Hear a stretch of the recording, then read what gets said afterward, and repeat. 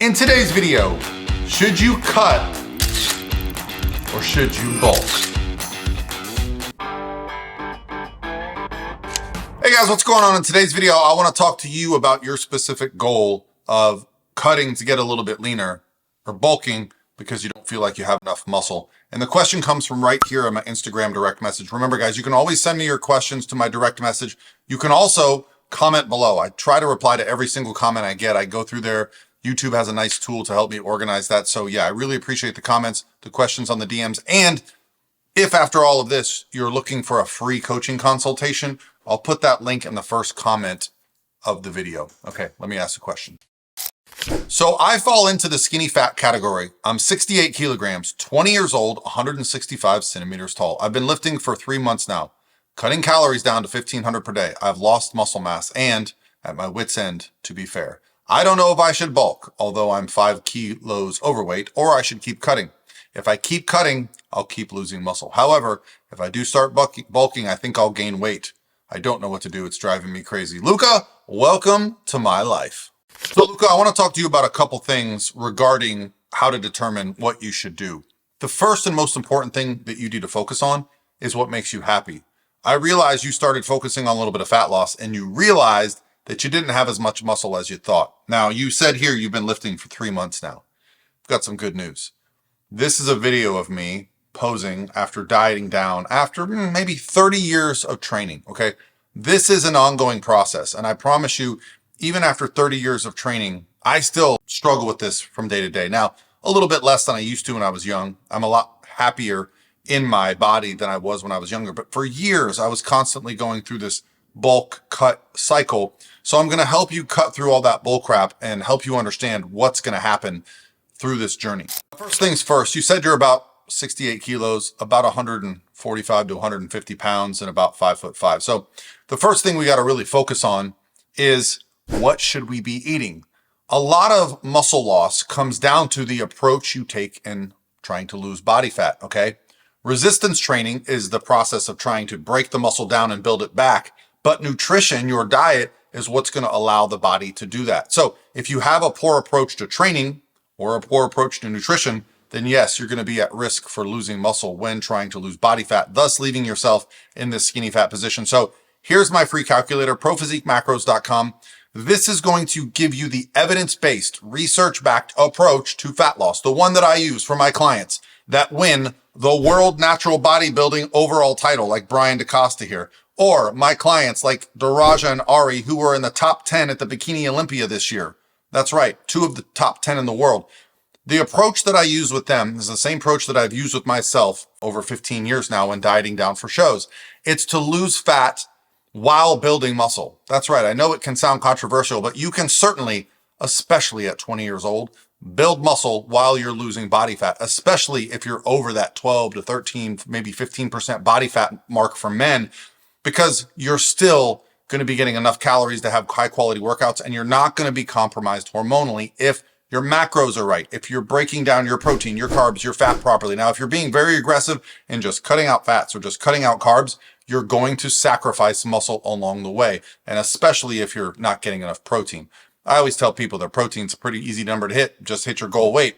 You're about 145 to 150 pounds. If you're getting that much in protein a day, you're good.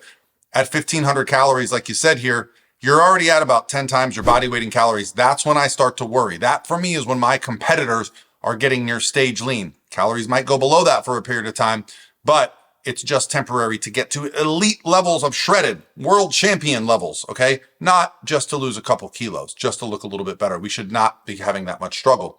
You should be doing some cardio daily. You should be doing some resistance training 4 to 5 days a week, and you should be hitting your macros. Let's talk about this idea of skinny fat. I think something that most of us don't really think about when it comes to this is genetics, okay? There are people, and it's oftentimes related to your history, your genetics of being able to build muscle. We might look at it as something like talent, okay? But I actually found a research study that showed here that there are certain ethnic populations that are able to have more muscle, okay? So depending on your history, you may just be someone that doesn't have the potential to put on a ton of muscle. I would put myself somewhere in the middle, okay? I think I have a decent ability, but nothing like what's required to like win the Mr. Olympia bodybuilding competition, right? Something like that. But I think I have a decent ability. I've always noticed my physique changes over time. But I'll tell you this, after 3 months and that time spent dieting, yeah, you don't have enough muscle. You need to spend a year, 1 whole year consistently focused on building muscle. Okay, you're 20 years old. This is the prime of your life hormonally. This is the prime of your life physically. And this is also the prime of your life for when you don't have a ton of responsibilities, assuming, like most 20-year-olds, you don't have a home mortgage, you don't have kids, you're not working multiple jobs, okay? If you're a student or if you have less responsibilities, you can commit 2 hours of your day to preparing some meals and going and kicking ass in the gym. That's all it takes. That's all it takes to change your physique forever, okay? I started lifting weights around 15 years old, right? And so through that process, I learned a lot and I made a lot of mistakes. I'll tell you this, my level of effort in the gym was not always matched by my diet. And I would get into some bad cycles where I would go, screw it, I don't want to go to the gym as much. My diet would go off the rails. I would put on body fat. Then I would get back into the gym. I'd have extra body fat and had lost muscle. When I got into bodybuilding as a competitor, that's when I really figured things out. I hired my first coach. If you guys aren't familiar with him, his name's Lane Norton. Lane taught me a lot of the basics around nutrition. I ended up following around Lane all over the world, speaking at seminars and becoming one of the top coaches in the world in my field through Lane's philosophies, understanding that approach and continually looking for the evidence that supports it. But what we find, and whenever I talk to Lane about this, is that people aren't willing to be faith-based. What do I mean by that? Putting on muscle is about faith because you're not going to see it today. You're not going to see it tomorrow. But if you are willing to consistently eat well, consistently get your rest, push yourself in the gym, you are going to notice over time the physique begins to change. And you might even find you have a passion for this. I cannot skip the gym. I love training. I find ways to train even if there is no gym. I find ways to exercise even if there is no gym. Maybe that makes me crazy, but I'm the same kind of crazy as I want to be, so I don't want to change it.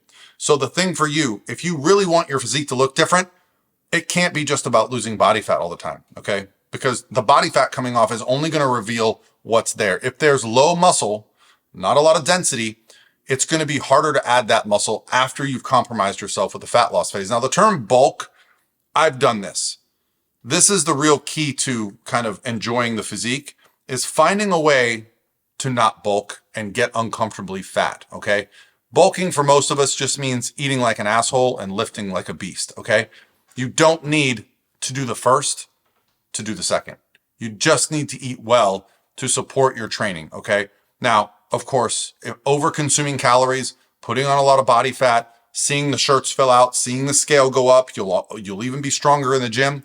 Sometimes that can be a fun phase too, but you have to be comfortable with the idea that your waist is going to get bigger. Going back to my younger years, the thing I would have tracked more than anything would have been my waist measurements and my pictures, okay?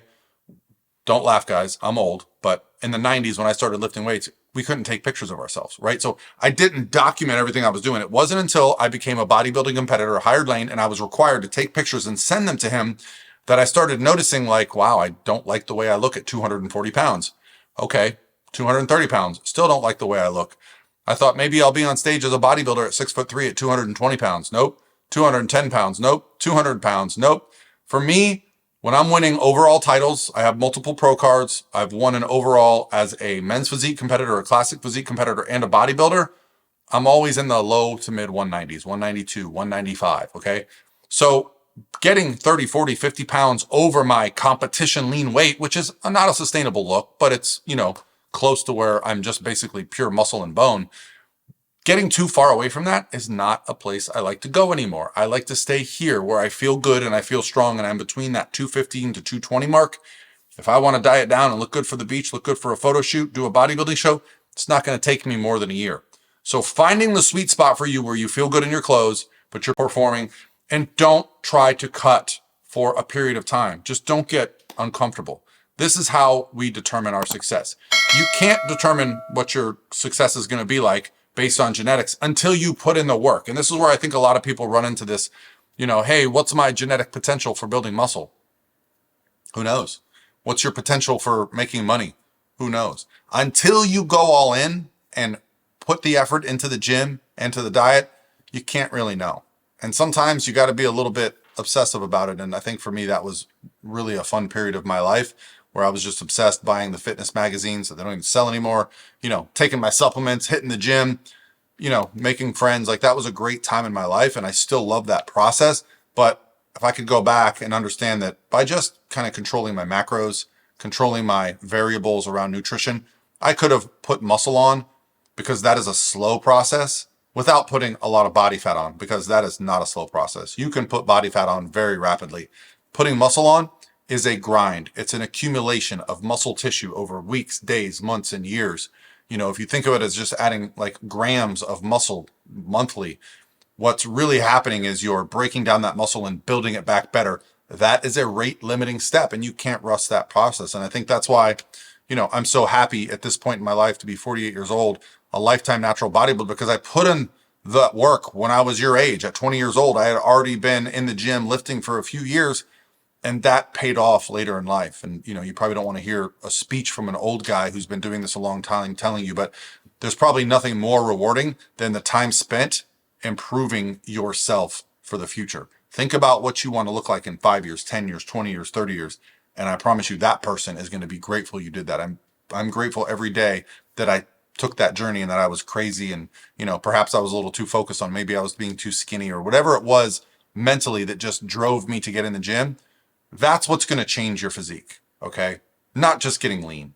Change your physique by putting on lean tissue, and do it in a manner that allows you to enjoy the process where you don't get uncomfortable. Okay. Then years down the road, diet down and get shredded and see those abs. But just remember, you're always going to get uncomfortably thin when you lose all the body fat. So the more muscle you have, the better off you'll be. All right, guys, I'll talk to you tomorrow.